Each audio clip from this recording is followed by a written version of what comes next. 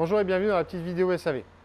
Aujourd'hui, je vais vous montrer comment changer le joint parce que vous avez découvert que sur celui-ci, il y avait vraiment un défaut qui nécessitait le changement. Donc pour ce faire, on va utiliser une lame de cutter pour pouvoir l'enlever de son support, le papier de verre pour venir enlever toutes les impuretés, l'acétone pour enlever les résidus de colle, avec le chiffon directement et bien sûr, on utilise des gants. Et bien entendu, le joint de remplacement directement disponible. Déjà, on vérifie le type de joint, on vérifie la longueur parce que ça ne sert à rien de se faire avoir. Et comme ça, après, on va pouvoir venir changer le tout. Donc là, pour changer, c'est pas compliqué. On met ses petits gants, on prend sa lame de cutter et on va venir opérer directement sur la bête. Donc, on soulève et on enlève pour venir découper justement tout ce qui va rester dessus. Une fois qu'on a réussi à l'enlever, après le reste vient quasiment tout seul.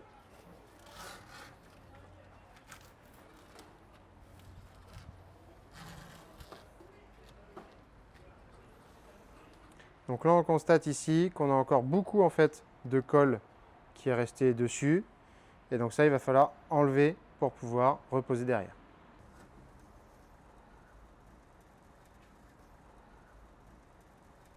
Donc là, avec la lame de cutter bien inclinée comme il faut, je vais venir retirer la colle au fur et à mesure dessus.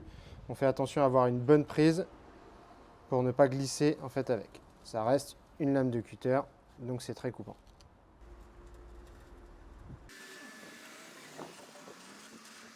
Donc là, attention, quand on n'est plus sur sa position de confort, à faire encore plus attention à la prise en main.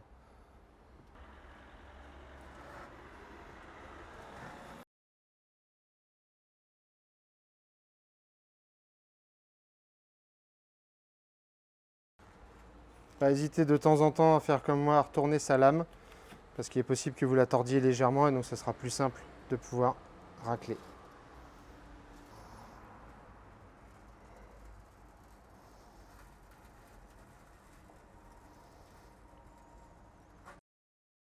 Donc ici, le dossier lame de cutter est terminé. On a réussi à enlever le plus gros de la colle. On va passer au dossier acétone avec son petit chiffon pour pouvoir décaper le tout et ne plus avoir de résidus.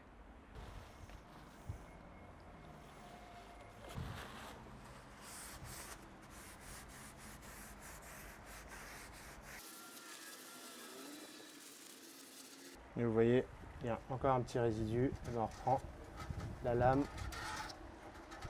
on enlève et on continue.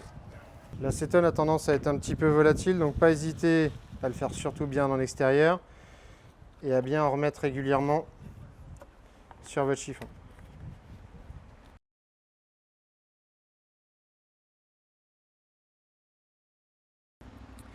Donc là ici, le dossier acétone est terminé. On va passer au ponçage léger en fait dessus. Simplement en fait, déjà si jamais il y a encore des petits résidus de colle qui n'ont pas été dissous par l'acétone et pour avoir une surface qui soit le plus plane possible pour quand on va venir mettre justement le nouveau joint.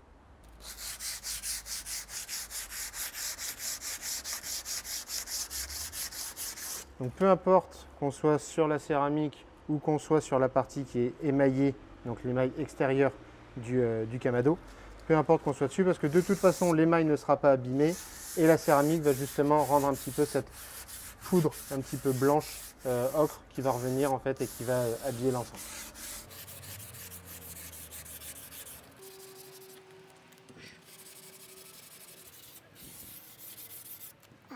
Ce que je fais en général à la fin, c'est que je remets un petit peu d'acétone sur le chiffon et je passe un dernier coup, ça enlève et les poussières et les petits résidus qui peuvent encore subsister.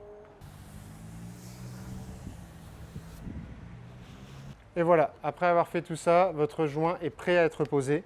Donc là, on va pouvoir venir l'appliquer dessus. Donc selon la marque et le type de joint, vous en avez qui sont directement à la bonne taille où vous venez simplement poser le joint sur sa bande autocollante qui est directement fixée dessus. Et il y en a d'autres sur lesquels on doit tout faire tout seul. C'est-à-dire qu'on doit le couper à la bonne taille et venir mettre la bande thermique de jonction qui permet d'avoir une bonne fermeture au niveau du joint. En règle générale, celle-ci, on va l'appliquer au fond, au niveau de la charnière du Kamado. Donc première étape, on va venir prendre la mesure en fait directement avec le joint en le posant de façon régulière pour obtenir la longueur désirée. Là ici on prend simplement la distance, donc peu importe qu'on soit directement parfaitement au fond. Ce qu'il faut c'est bien venir maintenir d'une main sur l'autre et avancer au fur et à mesure pour conserver la bonne taille. Il ne faut pas hésiter à contraindre en fait légèrement le joint parce que lui est droit et là on va le mettre sur une surface qui est justement arrondie. Mais sans le tendre. On ne vient pas tirer dessus, on vient juste le mettre à la bonne forme pour avoir la bonne longueur.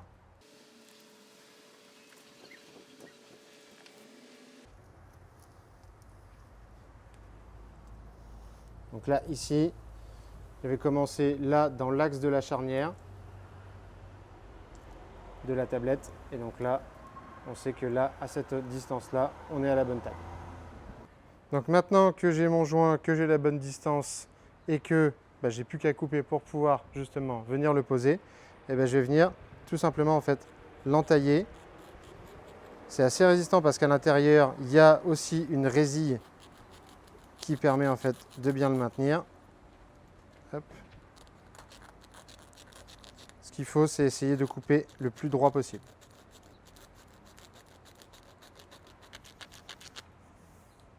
Donc ça ici, on a le joint de la cuve. Si vous devez aussi changer le couvercle, on est d'accord qu'on ne reprend pas la mesure, mais on prend bien le restant du joint, on le cale dessus et on reprend la même longueur.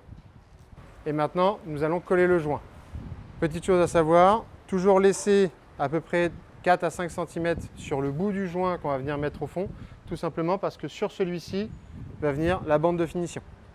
Donc ici, on vient placer la bande au fond, donc comme je disais, avec la partie du scotch dessus, et on vient bien placer. Ce qu'il faut, c'est que ce soit à peu près à équidistance au niveau du joint sur la céramique, parce que comme ça, quand on pose, on a la même distance de joint à l'intérieur qu'à l'extérieur.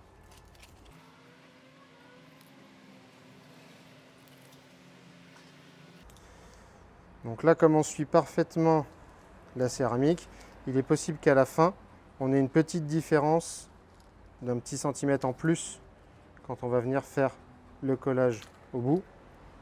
Donc ça, je vais vous montrer comment le gérer en définitif.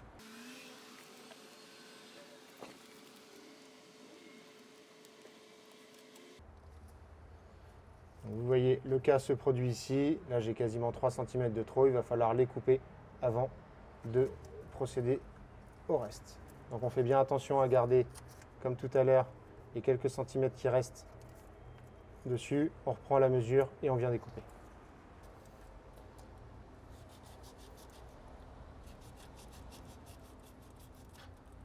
Donc là ici, on est bien en bord à bord et on va venir mettre la bande de finition directement dessus.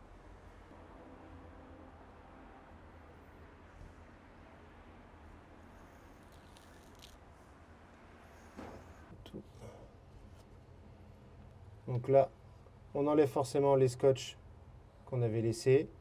On vient placer le joint parfaitement dessus. On va d'abord faire le fond, donc bien refermé sur l'avant. Et ensuite, celui-ci par-dessus. Comme ça, en fait, la partie joint et la partie, on va dire, raccord se situent le plus loin possible du foyer. Et donc permet un collage qui soit plus efficace.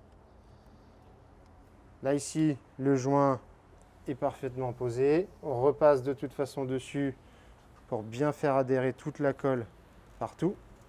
Donc là maintenant, limite le plus important. Vous venez de poser votre joint ou les deux joints, peu importe. Et bien là, ce qu'il faut faire, c'est on ferme le camado et on le laisse 48 heures fermé avec le poids dessus. Ça va permettre à la colle d'être bien comprimée et d'adhérer parfaitement à la céramique. Donc pour ce qui est du collage de ce joint, il va y avoir des petits cas particuliers. Par exemple ici, la colle tout qu'on fait n'adhère pas, il y avait toujours des résidus que vous n'aviez pas vus et tout ça, et la colle n'adhère plus tout simplement. Pas de panique, vous allez pouvoir utiliser ce qu'on appelle des colles de cheminée, donc c'est des silicones colles haute température qui vont permettre de se mettre dessus et qui vont faire le même job. Pareil, si jamais votre joint se décolle mais qu'il est encore en bon état, pas forcément besoin d'en racheter un, vous pouvez en fait utiliser ce type de silicone.